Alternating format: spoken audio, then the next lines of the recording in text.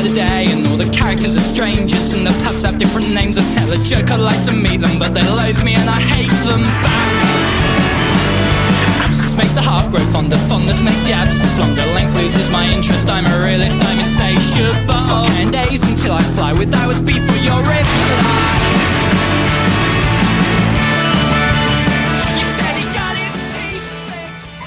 Welcome to the 2-Month Review, the weekly podcast brought to you by Open Letter and 3%, which we take one big book, read it, talk about it, shoot the shit, make jokes, drink a little. Is that a good enough intro, Brian? Yeah, that works. There we go. I'm Chad Post from Open Letter Books, joined as always by Brian Wood, author of Joytime Killbox. Yep, little hungover today, but I just took a walk, sweated out a little bit, and rehydrating, so we're good. Good to go. I had to edit an article for the LA Times this morning, and I was like, Irish coffee. So I'm good. We're all doing well. So this is. Do you get nervous? I know, like sometimes you do stuff for like Publishers Weekly or large periodicals and stuff. Is it nerve-wracking to like get that, or do you know you're going to be edited and so you won't look like too much of a dumbass? Or there's a couple. There's a lot of reactions. My main reaction is that I want to write something and be essentially done with it.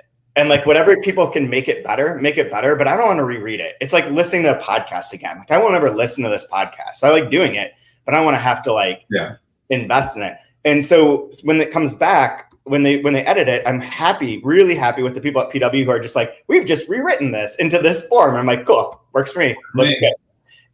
The other times where they're like, well, I've left some parts that you need to clarify. I'm like, oh no. Like, I'm sure that I was like making no sense. But this, I opened it up and I was going through and it was like a few minor things, but it wasn't that big of a deal. So it was actually really good. I think Boris Kashka is the person who edited it, and he's a really good editor for these sorts of essays and articles. He's really strong, just as like a shout out to Boris. But also I'm having drinks because I won an award today. What's that? I won an award. You did? For what? I did, for my contributions to Catalan culture. That's amazing. Wow. Congratulations. I forgot what the name of it was right now. Let me just double check. It is the, what is it called actually? It has a name for it, but it's from the Omnium Cultural Foundation. It's the J.B. Cendros Award for contributions to Catalan culture. And apparently they've been primarily giving it over the past 6-7 years to politicians because they have like a little politician problem over there right now. The director of this foundation would have called me to tell me that I won it, except he's in jail for 7 years because he's Catalan and he supported independence. Sounds about right. That sounds about right. Yep. So I have to record an acceptance speech. Jill Schoolman won it as well. Just to make this clear, Jill Schoolman and I both won it jointly. But we have to send in an acceptance speech because on Catalan public TV, they'll be broadcasting the awards ceremony and including our bit. So congratulations to you both. That's incredible. Are you going to put like an actual shirt on that doesn't say Boomer or? This is Doomed. Oh, I thought it said Boomer. Sorry. It'd be funnier. Boomer would be perfect. No, Doomed, because it is. Doomed seemed like the most appropriate 2020 and ADA shirt I could find. Yeah, absolutely. It is. It is about time and pain. That is for sure. Totally. Have you seen the Match.com ad with Ryan Reynolds and the devil in 2020? No, I have not. It's pretty funny, but the main bit is that the devil on Match.com in the beginning of 2020 gets matched up with the year 2020 and starts dating, and everything's going to shit. And she's like, "Where are you from?" He's like, "Hell," and she's like, "Me too." And then it's like, "We don't want this year to ever end." It's like things are just like destroying. Yeah, I think you or Kaya sent it to me. I haven't looked at it yet, but I got it on my phone. I thought it was a screenshot from Ridley Scott's Legend. Remember that movie? Deadpool 3. Yeah. Do you remember that movie, Legend? Oh no. It's got Tom Cruise in it, and he plays like an elf or something. And there's I think Tim Curry, plays like a giant Satan. Oh my God. It's not Tim Curry, but I don't know. But as a kid, I just thought it was. But you don't remember that movie? Oh my God, you need to watch that with your kids, dude. Okay, will do. It's better than True.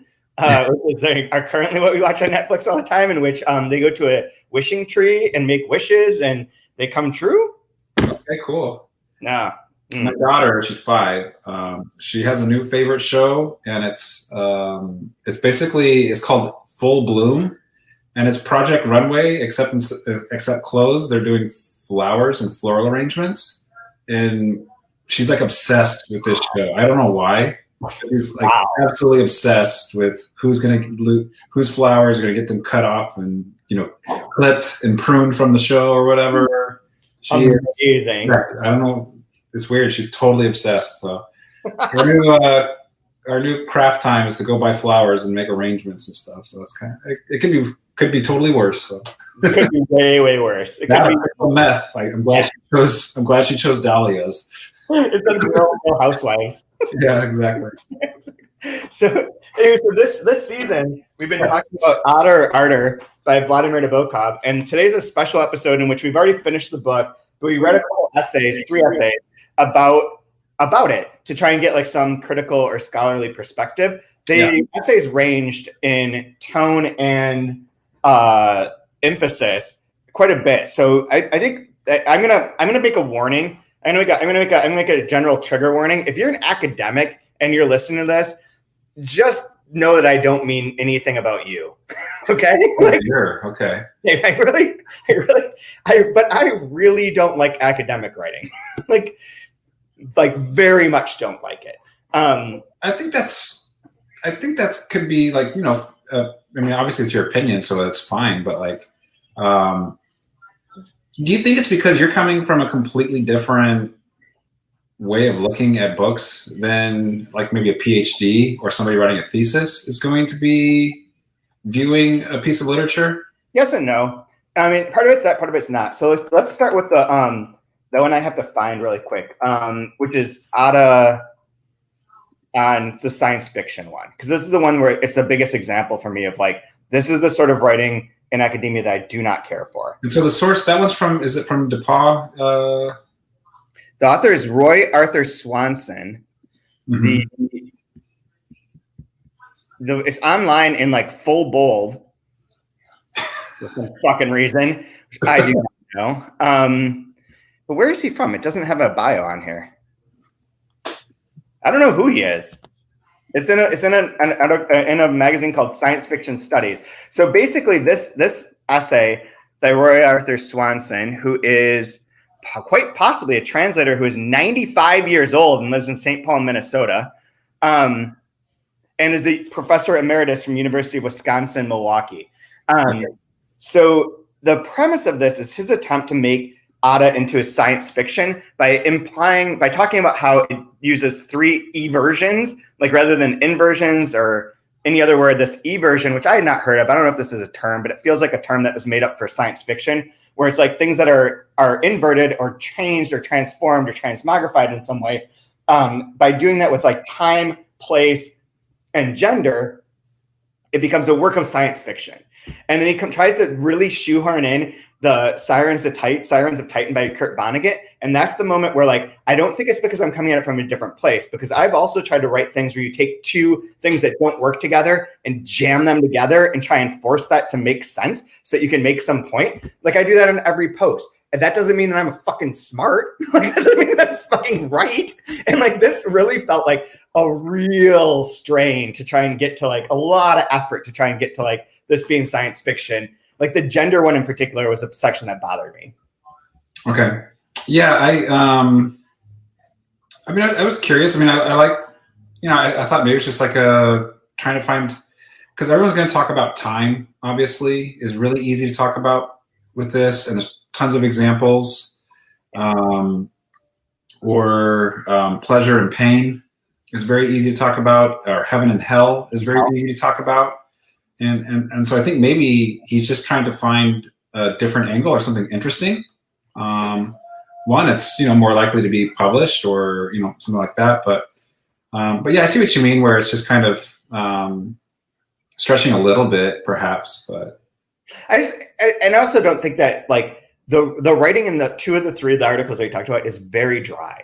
And like that is the academic ease sort of part. And yeah, I do come at it, and that way I totally agree with you. I come from a different point of view of like talking about books in an interesting way that's engaging, rather than talking about it in an arid way that's like scholarly. Sure. Like I don't find that impressive. I find it more impressive. I think it's harder to entertain people than it is to appear smart. Sure. I don't know. In some ways, like, it kind of reminds me of like, because I ran into this during my MFA when you would take literature courses with some of the PhD and MA students, and we'd look at the same book completely different. Like, I noticed we'd be looking at the same book from completely different points of view. Yeah. You know, not that either of us is right or wrong necessarily, but just I'm kind of coming at it as like, how did they do this? Yeah. Or like, why did they do this? Not necessarily what does it mean, or like, it's almost like how a food critic is going to taste a plate of food versus another chef or a cook eating a chef's food, right? Like, one person's like deconstructing and like putting it in their mind, like, how did this come together? While the other is like, how can I talk about this and say I either like it or don't like it? And for what reasons do I like it or not like it? Yeah. Yeah. Right? I totally agree. And that's kind of like, a lot of times, I love reading academic critiques, because a lot of times I'm just like, man, they really went down the weeds on this one, like, you know, they get the scent of something and just like chase it. And it's like, I think you might have missed a little bit about what everything is going. I don't know. I could be wrong, but like, I just definitely do not view this or try to, like, the lens of science fiction for me on this book doesn't make any sense to me. Agreed. Like, there's the science fiction element of there being like his idea that things are changed, that Terra and anti-Terra are like that's an evil. Yeah. The gender thing I think is a real stretch, where it's like Ada is Adam and Eve is Van because of the V's and the A's, is like, oh, I guess like I don't think that there was like a lot of like gender fluidity in this book. It's pretty conventional, and it's like representations of males and females. I thought so as well. I mean, there is the whole thing of like the two of them becoming one. Yeah. And I guess that could be genderless at that point, when what was the word, Vanada or Vaniata? Yeah, where it's the two names that are coming together, like in their old age, when they're finally able to like have that bliss and be together. I could see that part of it. Mm-hmm. I guess, but I don't know. Maybe it falls apart when you start adding all the butterfly stuff into it. If you want to go down, I'm not an entomologist, so I don't understand, or lepidopterist or whatever. I don't know about the whole life cycles of butterflies and the metamorphosis or whatever, but it felt a little bit of a stretch. Not that it matters. I mean, these are just like little boxes to put things in, but to me, it felt more postmodern than science fiction. If I were to categorize it as something. It's weird. The science fiction thing comes up in the second essay too, but I'm going to read one paragraph. This paragraph is essentially what I was like, this is where I checked out. Eversion is, in science fiction, a means of communication, and in Ada it communicates, among other things, the very nature of a communication gap. We are led to consider that during the 1960s, the great loss of subjective verbal contact between generations was brought about by the beginning of modern civilization's ability to extend communication through galactic space. The duration of this ability has been labeled the L factor. This factor, as it is identified and outlined in Walter Sullivan's We Are Not Alone, poses the paradox that for civilizations which are technologically advanced enough to communicate across galactic space, there's a tendency either to be destroyed by the technology that has made the communication possible, or to be so changed by the technology as to lose interest in the communication. In either of which cases, the L factor becomes a small number, indicating short duration of the ability. In Ada, the Terra-anti-Terra dichotomy, I know I'm already asleep too, represents the phenomenon of the 1960s, namely the inception of the ability to achieve extraterrestrial communication, the beginning of the space age, which will be the period during which this ability is sustained. As the pocket of communication is turned outward, its contents of interterrestrial communication are lost proportionately. As they disappear, Terra, relegated to nostalgia, becomes as fanciful as a myth as the Estotaland on the late 16th century map of the Zeno brothers' Scorpimiento. Okay, whatever. The L factor in Ada is the L disaster or electrocalamity, and the reaction to it is a prohibition of the electronic communication with extended verbal contact at the cost of the subjective verbal contact. And I was like, fuck this. I Fuck that. completely disagree, but that's fine. Yeah, that with him or with me? With him. Mm-hmm. Mm-hmm. I do too. And again, I'm really annoyed because reading these essays, I have to reread this book now. Yeah. Because I'm like convinced it's absolutely brilliant. Yeah. And I really want to just kind of like bask and enjoy how brilliant it is, and can't do that on the first reading of it. Yeah, absolutely. I absolutely have to reread it now. So I'm going to try to fit that in right before we do next season's JR. Yeah. Got plenty of time. No, like I thought the whole like Terra and anti-Terra is more of like the actual author Nabokov working out like memory, and this is what I lost and what was taken away from me, and so this is the idyllic place of how it could be, where there's French and Russian and English being spoken and interweaved at like any given moment, right? And this academic discourse and discussing things through art. I mean, they're awful, terrible, aristocratic people, obviously, but there's like this idealized world, and yet the other one, Terra, still does exist, but it's like this dream, like this bubble, this like special. I don't think it has anything to do with L-factor communication, intergalactic. The one part that I agree with is the idea that like we create a communication that will either destroy us or that will bum us out. It's the main theory. I'm like, yeah, that's true. No, like we altered everything through phones, and they both destroy us and bum us out. I've seen Star Trek, dude. V'ger comes to get you. Look out for V'ger. It's a giant space orgasm coming to just fuck you up. So the one interesting part of that is I did reference in that essay the idea that Vaughn and Ada are brother and sister, which we only really cottoned on to when someone watching this told us during the live show that we hadn't figured that out. And then we figured it out obvious later. We just hadn't got the hints yet. Except the hint is on page 25. Yeah. So this is the paragraph. At one time, Aqua believed that a stillborn male infant, half a year old, a surprised little fetus, a fish of rubber that she had produced in her bath, in a lieu de naissance plainly marked X in her dreams, after skiing at full pulver into a larch stump, had somehow been saved and brought to her at the Nuss house with her sister's compliments, wrapped up in a blood-soaked cotton wool, but perfectly alive and healthy, to be registered as her son Ivan Bean. At other moments, she felt convinced that the child was her sister's, born out of wedlock during an exhausting yet highly romantic blizzard in a mountain refuge on Sex Rogue, where Dr. Owl Alpiner, a general practitioner and gentian lover, sat providentially waiting near a rude red stove for his boots to dry. Okay, so that was a lot, but like that's it. There it is. It's right there, page 25. But when you first read those chapters, it was like trying to get your bearings as to where the fuck are we? And there's so much detail and information that part of like that she had a stillborn baby and they replaced it with Vaughn didn't register. Yeah, this stillborn baby swap, I totally forgot. Like I do not remember reading that paragraph. I don't either. I have marks around it. I do remember hitting the tree. I remember that. But for whatever reason, I don't know, maybe like as a parent or something, like you just thinking about stillborn children and baby swaps. Like I just did not, I don't remember that. You know what it might've been too, is in some ways that this whole chapter is describing how she's insane.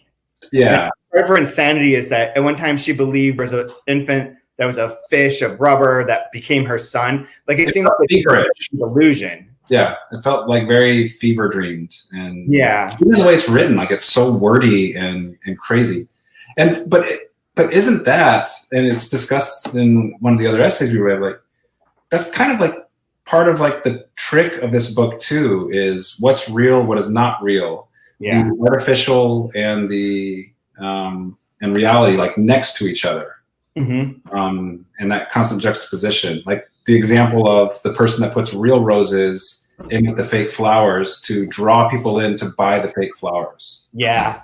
Right? Remembering that and talking about that made it really. I really what an insane metaphor for what a book is. Yeah, or what memory is, or like it's so beautiful. It's so freaking brilliant. Like it really is. I have to reread this stupid book. It's so annoying that it is this good. It is like that. It comes down in the end. There's one other really important note that I think is in the. Okay, so the second essay. So that one, science fiction one, whatever. The second one that we read that I also had issues with, but I'll tell you what they are in a second. Is it was for a PhD. Is by Dwight Allen Yates for his PhD at the University of Montana, and it's called Nabokov. Or I mean, I don't know what it is. What he's doing? Who cares? Nabokov's Ada and the Texture of Time, and it's written on a typewriter. And it's written on a fucking typewriter. But like, not only is it written on a fucking typewriter, but anyone's watching. I don't know if you can see it, but the way that he included the block quotes are in frickin' italics. Like, it's like the least readable font that I've ever seen. Like, this is an academic essay. This is before MLA format, I think. So. Ooh. But this one does reference one thing I thought that was really interesting was about the structure of the book as a whole as being a spiral. And structures are one of the things I'm really obsessed with in books. And the more that it said that, it's like, yeah, it does make sense because it does come back to things in these like certain repetitions, but they've always sort of changed a little bit. Even the difference between the first time he goes to Artist and the second time that they get together, everything's gone from like idyllic to horrific. And that kind of keeps cycling. And I like that metaphor. The rest of it about time, it's like, yeah, there's a lot of people who've written about time. And I think Nabokov's idea of time is fascinating, but I don't know that this essay is fascinating. The essay is just kind of dry. Yeah. I probably went down, it wasn't this essay, but I did like the idea of being referenced. I think it was by perhaps Boyd. I want to get his, Brian Boyd is referenced a lot in one of the other. He wrote the two biographies. Okay. Mentioning that I believe it was part 4 was written first. Yep. Right. And everything like that is the kernel that everything grows out of is that, right? Yes. And I was really fascinated by the interview with Nabokov talking about how, so I've written this, or I have to write this to make everything else work. And okay, so I can tell you here. Okay, so the major works of Brian Boyd. Oh shit, I've got something else you should read. So Brian Boyd's main works on Nabokov, there are trillions, but there are Vladimir Nabokov, the Russian years, and then the American years, and those are the 2 volumes of the biography that I've seen before. I had checked out the American one or the Russian one, but I never read it. And then also wrote Ada, the Place of Consciousness. In 1985. So I'll bet you that's awesome. So he might know a thing or two. Yeah, I think he's down. He also wrote on Pale Fire, The Magic of the Artistic Discovery. He wrote on Nabokov's Butterflies, Unpublished and Uncollected Writings, or he edited it. So he's the Harold Bloom of Vladimir Nabokov? Yeah, he edited the Letters to Vera. Yeah, so he's locked in. So yeah, so his book on Ada would probably be really interesting. If we still had libraries, I could check that out. But yeah, because I remember when we read part 4. I mean, it's basically his novella, right? Yeah, it's the book within the book. And when we read part 4, that was when we were like, "What in the world?" And then we read fast, and it's this crazy like pseudo academic philosophical ramblings on time. Yeah. And it was interesting because in the interview, Nabokov was saying how he struggled, like this was a struggle you have to come up with some kind of like academic paper on time. So I got to like figure out how to like write this thing to make everything else work. And like on the tiniest of levels, I completely sympathize with that feeling of, I remember I had to write an essay in the voice of a smart 17-year-old that gets like 3rd place in an essay contest. Oh, wow. And so like, I'm trying to like write like a kind of a good essay, but it has to have like the thoughts of a smart 17-year-old, which, I mean, really, what are those, right? And like, into that space and then writing it and like having it passable, but it can't be in the same voice. Like, so it's a fun challenge. I mean, nothing on the level of this, obviously. But similar, yeah. But it's like the linchpin that's going to hold everything together, right? Right. And Nabokov does throughout in that essay, it does reference a lot of stuff from Strong Opinions, which I have not read, to be honest. It's like one of the books I just haven't read of his, but about his thoughts on time. And that it seems to like Vaughn's paper sort of mirrors his actual beliefs to some degree. And it sort of stems from this like trauma of losing the home, of losing his homeland and losing that idyllic moment. Creates a sense of like, well, like in a way that makes the future so weird, they just eliminates the future. Yeah, I think like a perfect quote to go with that. See if I can pull it up fast enough. I'll do it over here. One of the things that, as I'm looking it up, one of the things that I was kind of like maybe a little drunk when the thought came to me was this idea of like the actual physical, like time having a physical texture to it. Yeah. And I think, doesn't he reference like in the essay about in Vaughn's essay that like time is like you hear it, or like time is with the ear? Yeah. Because it's a passage, so rhythm. Okay. There's rhythm of time versus, and I think that's one of the. So there's two things that really interested me about the time. Nabokov's thinking on in relation to this. One was the idea that there is no future, that there's only the present moment, which is like, I mean, another one of these essays could be like Ada as Buddhism, of like, there's the present moment, the memories of the past, and how you remember that stuff impacts your present moment, but there's no future. And that's like also, I believe it's in the essay, but Bergson's theory that that's how you get to like free will, is if there's no future, then you have there is a Vaughn in Nirvana. That is true. Right? But, dude, I bet you we could write a spoof academic essay on this that would just, be published. Like called The Vaughn and Nirvana. Just go with it. Boom, yeah. But the other thing, what was the other thing I was going to say about it was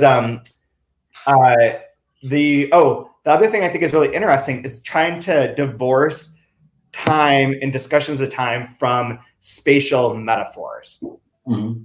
And I think that's really interesting because we do tend to say things like time's like a river, or like that, there's like there's a lot of spatial elements to time, and that we use as a reference point because of like space, time, and whatnot, and trying to eliminate that and just think of time as its own entity, not spatial, but like something other than spatial, where you can hear it and there's the rhythm and it's essentially the passage, the changing of things, but that also implies that it's spatial as well. So like it is interesting to try and think about time without having any reference to physical space. Yeah, because when I was thinking about like how time can have a texture, like to me, when I was wrapping my head around it, it's almost as if like it has to stop. Like how else could you like feel it or know it, or like it, and you keep seeing, especially in this book, like just complete frozen moments of time that you're moving around and like getting every detail and every like touch, feel, sensation, these like super tender, intimate moments that are just completely frozen. Yeah. And like out of place and like strange, like that was like that to me. That had that feeling like the texture of time, where those like just joyous, exuberant, crazy moments of dipping into the past. Yeah. It's never in anything present. And that sort of like bounces off the idea that when we were going through of talking about like cinema and photography and memories, like those things as being elements of like a recording of time passing. They're a record of time, and yet they're not the memories. And the memories are always valued, even though the memories are less physical and are clearly just like time sensitive in a way. Yeah, like here's a great quote I love from one of the essays. In Ada, both time and space are metaphoric, and it goes down a little bit further. How when talking about losing, that mother, that home, and then wanting to get it back, and how important the past is, how little we valued our paradise. Yeah. We loved it more pointedly, more consciously. And then a little bit above that, mother, we must return, mustn't we? It cannot be that this has all died, turned to dust. Such an idea would drive one mad. Every little bush, every stalk in our divine park at Vira, but no one can understand this. I like that quite a bit too. Yeah, and I feel like that was artists in this book, right? Mm-hmm. Mm-hmm. There was somewhere in the slice of paradise and like wanting to get back to that at all costs, right? Yeah. Isn't this essay have something about the artist is like an anagram for something? Artist. The Montana. What's that? The Montana. Yeah. Essay. I don't know. I fell asleep 3 times reading it, unfortunately. It's really hard to read. I skimmed the shit out of this. To be honest, it's so dull. I love the thing that I do love about it, though. I have to point this out. This person's probably not listening. So it was written in 1960 something. Yeah, I think it's 1971 because the book came out in 1969. But it's right there. Yeah, you're right. Yeah. It's immediately referring to the scholarship of it. So whatever. But every chapter of his, every section of this essay ends with a numerological list or numbered list of his points from it, just to summarize them. That's for the book club. That's the biggest dick swing I've seen in a paper in a long time. Just to summarize, here are points 1 through 7 of what I just said. Woo! Those folks from Montana, baby. Yeah, fuck yeah, Montana. No, but there is something artist. It's artist place or artist, whatever the full title of it is an anagram for something else. But I can't think of what it was now. Missing it and not finding it in here. But yeah, this is a tough one. So you want to talk about the fun one, the one that was the best? Let's get to the good one. Get to the good one. What was this book? What is it? Just briefly describe. What was this book? You sent me the chapter of it, but I don't know where my cover went. But this is it's a hardcover book that came out from Yale last year. It was last January of 2019. And it's called That Other World by Azar Nafisi, who's famous for reading Lolita in Tehran. And what's the other book that she wrote that's really important? Can't think of it. But it's another one that had it was about literature in Iran and reading these sorts of books in that sort of society. And so she taught in Iran. I think that's where most of when she talks about teaching in here, I think it's teaching there, but she does teach at Stanford or somewhere here in the States now. But this was her PhD thesis, and that she wrote for her PhD, and it was written in Persian and just was translated for the first time ever last year. So it's from ages ago. It says that she copyrighted it in 1994. And it just came out now. It literally is, the introduction explains that it is her thesis. And that she's sort of touched it up. But I would love to reach out to her because this was I thought it was a very brilliant chapter from this. I got to get a book. I have to read it now. The book is really, really good. I've been reading it slowly over the past essentially 2 years because I started with so it has I don't know why I would have skipped this, but the first chapter is on speak memory. But after that, every other book that she wrote about in the chapters, I read the Nabokov book and then read her chapter. Oh, well, speak memory. It's so good. The Gift, Look at the Harlequins, The Real Life of Sebastian Knight, Invitation to Beheading, Ben Sinister, Panin, Pale Fire, Lolita, and then ARDOR is the last one. And so, yeah, we're referencing chapter 7 from this book, Heaven and Hell, Out of Order. Yep. And I want to read you one thing though so the chapter before it is about Lolita, right? And somewhere here, if I can find it, I just circled the line and put 2-month review. Let's do it because there's something that was so fitting to what we had been talking about and sort of going around in circles about, but she nails it. Where is it? Yeah. Was this thesis PhD? Was it from Yale? Because I know she mentions a professor at Yale in this chapter. Is that where she was doing her post? out. The book came out from Yale, but I don't think that she's involved with Yale. Oh. I might be wrong. I could be totally wrong. I should have looked it up. I met her once in the Abu Dhabi Book Fair. Ed Nawak and I interviewed her for the daily newsletter from the Abu Dhabi Book Fair, and she was like wonderful, like absolutely like warm, gracious, really cool, really smart, and like I've always wanted to like read her books for that reason, and that's why when this came out, I was like, oh, this is the perfect opportunity to like really read something of hers that's not that's to connect to something I'm obsessed with. I found it. So here is what I wanted to read from the Lolita chapter. Nabokov writes to fill the void of exile. He loves the English language and uses it to perfection. Lolita is his crowning accomplishment, recreating his own idiosyncratic prose style in English. Unlike Humbert, he does not seek to revive his lost love in another. He makes use of Russian's range of possibilities to enrich his English. He may seemingly never possess Jane Austen's flawless register or the deceptively simple, graceful ease of Henry James, but Nabokov's portmanteau English is beautifully distinctive, incorporating everything he has lost in life, his memory of Russia and the Russian language.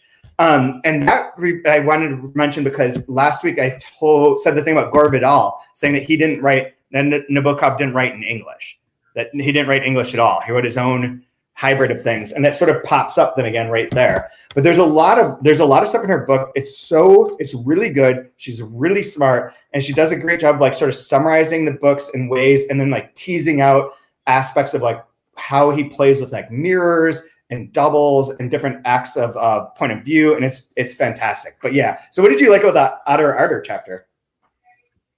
Well, one, it made me just like exuberant to want to read it again.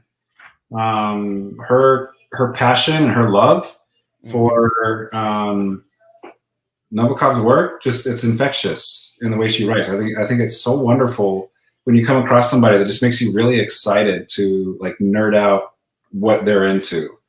And so I love that.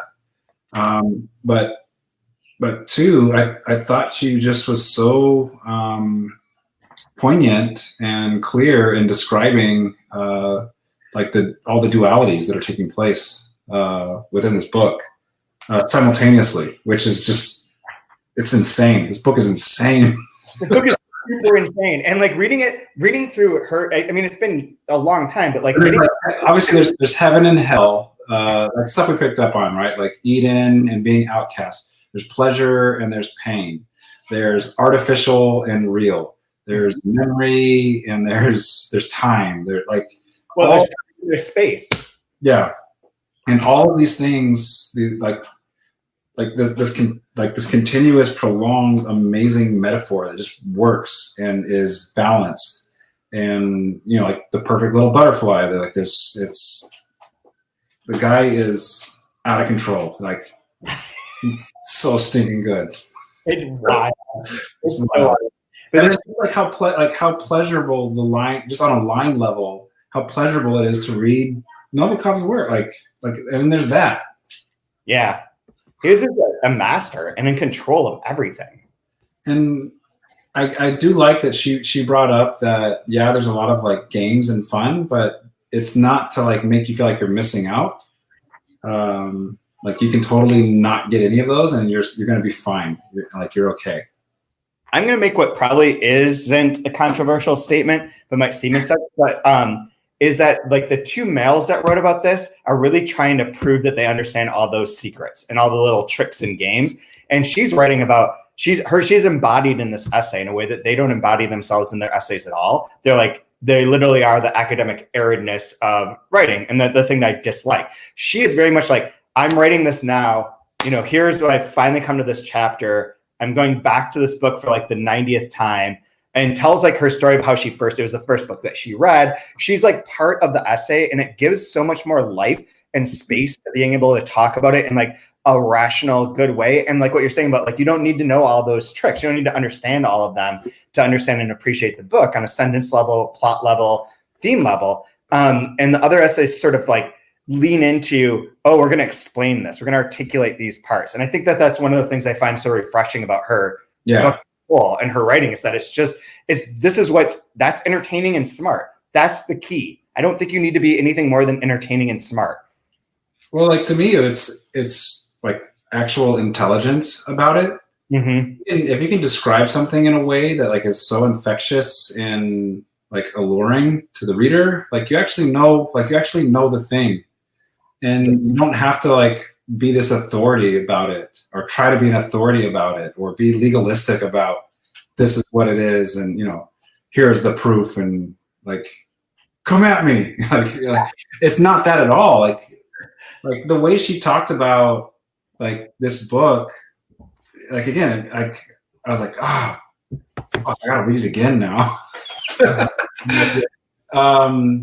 And I don't know. That's the way we need to talk. That's the way we need to, I think, critically talk about literature. This is a fantastic way of doing it. Like how each time she's reading it, it's changing and it has a new meaning. And I absolutely love that. And that you're not the same person reading this book the third, the fourth, the fifth, the sixth time, and you could be at a different place and you'll have a different feeling from it.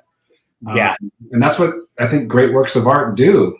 And this clearly is a great work of art. But I agree. She comes at it so casually, but at the same, like clearly she has like tremendous authority to be talking about this book.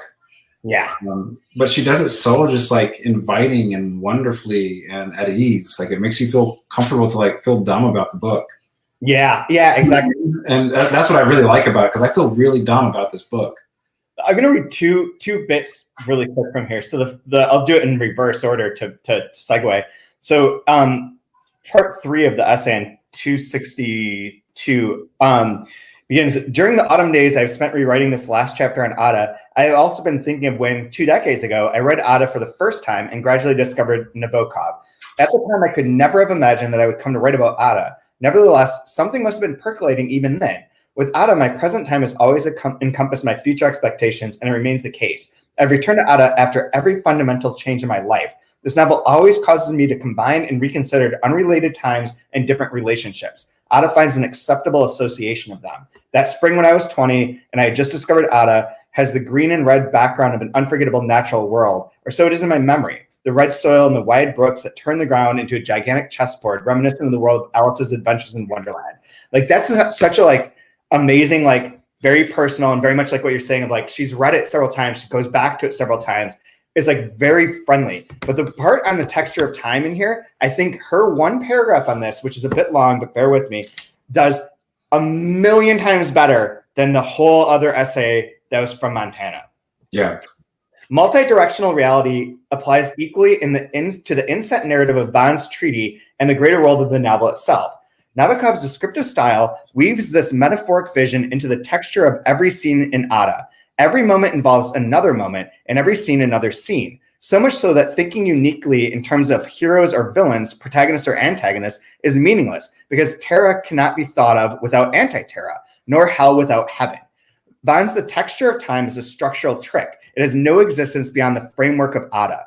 Time, one of Nabokov's key themes, probably more than for any other of the great novelists of his era, refutes the realism of the 19th century novel that moved forward on the basis of linear time, a narration seemingly incongruous in the 20th century.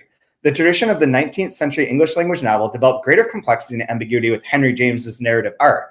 The 20th century novel engaged with the notion of time in a central way. Proust added the texture of individual memory, Joyce the texture of collective memory. Nabokov's idea of the texture of time was not the same as Proust's lost time, but something that can be felt, handled even, in everyday life. Few writers have infused time with the level of wonder and enchantment that Nabokov did in his work. As Vaughan explains, quote, time is a fluid medium for the culture of metaphors. And it's like, yeah, oh, fuck yeah, that I'm down for. I'm with you there. That is interesting. This whole other 56-page thesis, no, not so much. Not so much at all. Yeah, I think she's wonderful. I highly recommend this book. There might be out in paperback now. I just got it as a review copy like a long time ago and written about it on the blog a few times, but I think it's really worth it. If you're a Nabokov fan, you'll just enjoy it. Like because I'm grabbing her book and I'm going to read each novel and read each chapter. Like that's gonna be it's super. the first quarter of my 2020 is going to be definitely doing that. 2021. We're finally done with this year almost. No, man, I love 2020. Why would I want to leave it? I got to tell you, I've been watching a lot of dystopian sci-fi as of late, but the stuff from like the 80s and 90s, we're not doing that bad. No. I just watched Cyborg, starring Jean-Claude Van Damme, in which a pandemic ravages all of America. And they have to get to Atlanta to give the cure, right? But here's what doesn't make any. This is a great just aside, I think. Here's what doesn't make sense about this movie. I think it takes place right around 2020 time frame. What doesn't make any sense about this movie is like apparently there's no internet, there's no email, and so the only way to get this information from New York City to Atlanta is to build a cyborg and put it inside the cyborg brain and just like have the cyborg walk from New York to Atlanta and hope that like, post-apocalyptic pirates don't, kidnap your cyborg and ransom the cure for money of it. Like what idiotic, like what a dumb way. Like you can't put it on a carrier pigeon and just have it fly. You have to make a cyborg? But wait, you can make a cyborg, but you can't like send an email? What is that? The one I watched, it takes place in 2021. It's called Johnny Mnemonic. Oh yeah, that's what I was thinking of when you first started talking. But I've read the book. What's that? I've only read Neuromancer. Yeah, it's based off of Gibson, right? Yeah. Okay.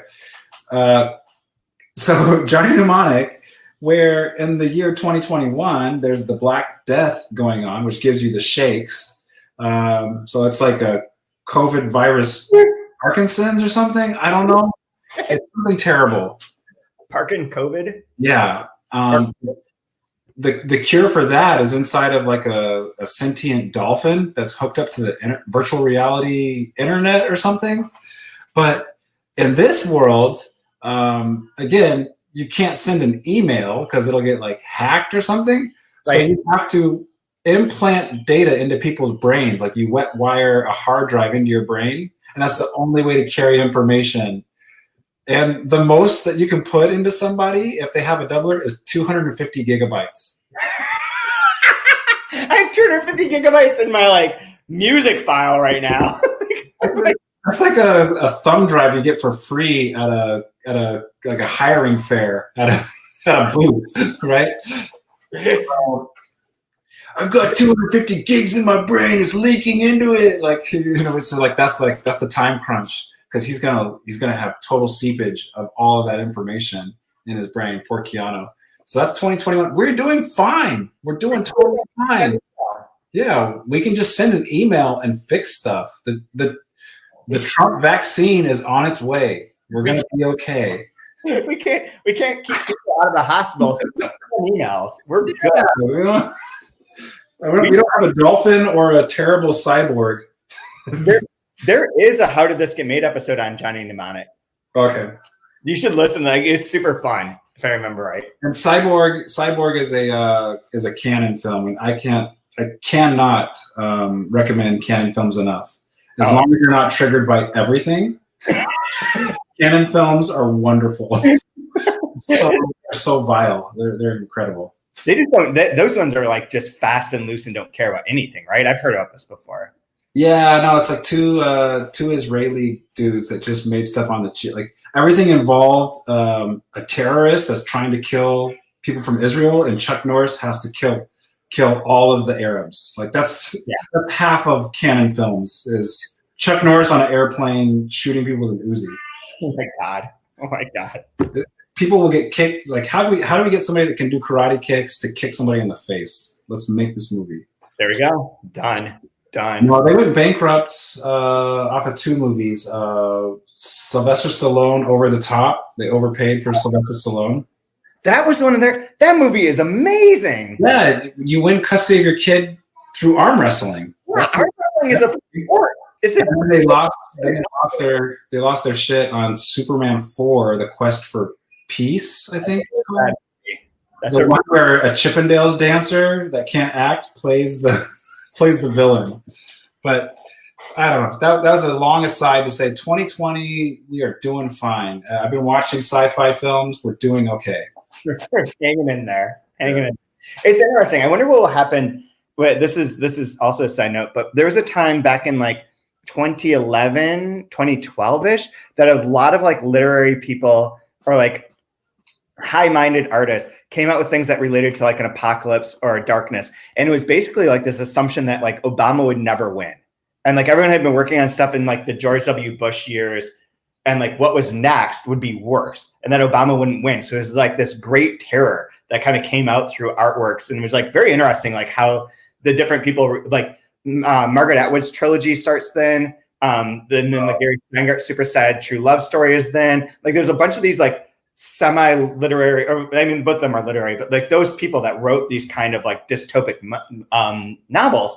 And I felt like that was the fear they were addressing. Like even the TV show 24 was like, we have to go so far that because the world can be so much worse if we end up with like the next George W. Bush. And so they had like a nuclear bomb go off in episode 1. And that was the end of the show. Cause it was like, well, we just made the biggest thing happen. Like, there's no way you can get higher. But I'm curious to see, like, after 2020 and after Trump, like, what are the artists going to be doing now? Like, what is the fear going to be? Is it going to be celebratory because we went through something really dark? Or is it going to be like, what is the next dark thing?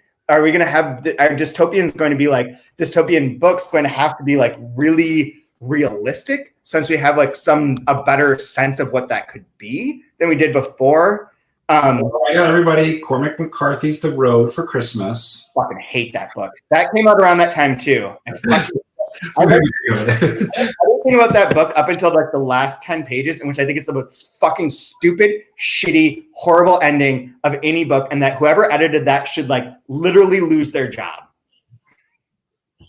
I'm talking to you, whoever you are at Vintage Random House.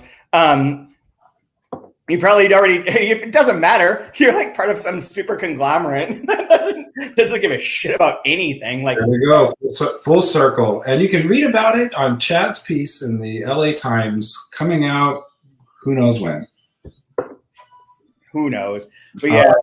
But no, I'm going to be rereading ARDOR or ARDOR, and I'm pretty sure this is going to end up being one of my like top 10 books of all time. I think like it's crazy good. Like this book's insane.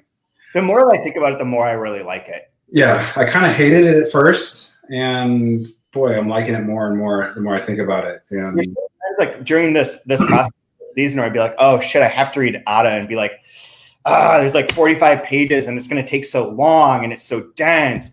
And then I'd like get into it and be like, oh fuck, I really like this. This is really enjoyable. Yeah. And then it'd be fun. And then the next week I'd go through that same thing. And now that we're done with it, it's like, no, it's actually really good. Like I understand Rodrigo's never going to read it, but Rodrigo should probably read it. He's missing out. He's missing out. So as a segue, we're going on next season is going to be JR by William Gaddis. This is the New York Review of Books edition, which is 700 and some pages long, 60, I don't even know, 69, 70, 770 exactly. That's a very godly, heavenly number after our venture through Ada and Hell. So this will start on December 16th. So in 2 weeks, essentially. And the reading schedule will be online tomorrow, or whenever you're watching this or listening to this, you will have access to what the reading schedule is. It's about 70 pages a week. It's not super, super strenuous, especially because this book is all dialogue. Like with very few expository paragraphs, it's dialogue, and it moves like, I mean, people always like, I'm going to get myself in trouble here. But that's okay. It's minute 54. Nobody's paying attention anymore. Like people always like get really excited about Aaron Sorkin's dialogue and how snappy and witty he is and blah, blah, blah. And I think Aaron Sorkin sucks. And this is the better version of that. This is what Aaron Sorkin wishes he could be. Okay. Sounds good. So wow, hot Aaron Sorkin take. Fuck you, Aaron Sorkin. What? I don't know why I don't like Aaron Sorkin, but I just don't. Anyways, it's all dialogue. It's very fun. It's very quick. Now, what's going to be on that schedule, though, are 3 things. There's the book, the pages for this book, for this edition. There are also the pages for every other edition because they are different. New York Review Books reset the book, which hasn't happened before since it came out in 73. It's never been reset. So all the other editions have a different set of page numbers. So I figured out the correlation between the two. I have both of those. And then thirdly, there is from Stephen Moore, who used to work at Delkey Archive and is like a critic of like this sort of literature and writer. He put together a very extensive website of annotations and information about JR. And that includes all the scenes, of which I forget how many there were. It's open right here, though, I can tell you. There are 83 scenes in the book. And he has it broken down by like pages and line number. And you can look at that as well. So I broke it down by our episodes by scenes and then just figured out what the page numbers were. But if you're going to follow along or whatever, you can look at what the actual scenes are according to Steve, and you can see like where the transitions are. Because some of the transitions are like in the middle of a paragraph. Like there'll be a paragraph in which is talking, and then it switches who's speaking to whom, or will be like move everyone to a new scene, a new location. And you'll know exactly what I'm talking about when you get there. But those will be the 3 things that are key to this. And we have a lot of people that want to come on and talk about this. So we should have a lot of really interesting guests. I know this is like a favorite book of a lot of people. It's one of my favorite books of all time, even though I haven't read it in almost 20 years. But I remember certain things about it. I was actually like fortunate enough to like be asked by the National Book Foundation for their 50th anniversary, 75th anniversary. I don't know what it would have been. But they put together a booklet of all the winners of the National Book Award, and they had people write on each one of the winners. And they had me write on Gravity's Rainbow and JR. And I was very excited to write on JR. That's like one of my favorite things that I put together, because it is a book that like it's got a lot. It's good. I remember when I was married to my first wife at that time. I read this, and there's a character whose name I don't remember now, but all I remember is that they always have so much shit in their pockets. And it's always describing like taking shit out of their pockets and like putting it on their dresser and all this shit, all this detritus that they just carry with them. And that's literally how I lived my life at that moment in time, would be like just endless amounts of things I could pull out. And I felt just like that character. And I was like, well, this is why my wife hates me. I get it. I relate. That's the only reason why, I'm sure. Oh, no, that is the very smallest of reasons why. All right. Well, another great season, man. This was I was a little pissed at first when you picked this book, and I'm so glad you did. So I'm sure I have the same experience with JR as I go through that. I am willing to bet that JR is going to be one of your favorite books. Okay. Yeah, I'm excited to be like the virgin of this book, and everybody can throw me in the volcano. There's no, it's not, it's interesting because it's not that. I'm going to talk about this for one more second, because I think this is important for anyone who is listening to this who hasn't read JR. JR is not the book where it's like super complex understanding, like inside references and like puzzles and complicated in that way. The complication of JR is that there's a lot of characters and there's a lot of scenes and they're not identified. You have to like pay attention to the rhythms, and it becomes very easy. It takes like almost no time before you're like, that's that character. I know exactly how that character sounds. That's how they talk. And that's what makes it really amazing. Cool. But it's much more like a takedown of capitalism. Like the themes are large and obvious. And it's not like it's hard to understand. It's going to be really fun to recap. It's a really fun, cinematic, episodic sort of book. I mean, the first lines are money, like money in a voice that rustled. Paper, yes. And we'd never seen it. Paper money. We never saw paper money until we came east. It looked so strange the first time we saw it. Lifeless. Like, it's a funny book about money, about kids that are good at understanding how to scam things, and about like the paper car, or like the house of cards that is like the economy and the stock market. And we're going to read this side by side with the Fountainhead, right? Right. And that, yeah, exactly. Right. Perfect. I have a Fountainhead reference for every episode. A new one. My favorite book of all time. It's on my top 10 as well. I've actually read that. I actually read Fountainhead when I was in college. Oh, good Lord. Somebody has to. Yeah, I thought that it would be interesting to know. And then by the end, I was like, this is really boring and mean. I don't want to live in a world where people are mean like this. But Anyways, okay, couple weeks. Let's JR do it. will be there.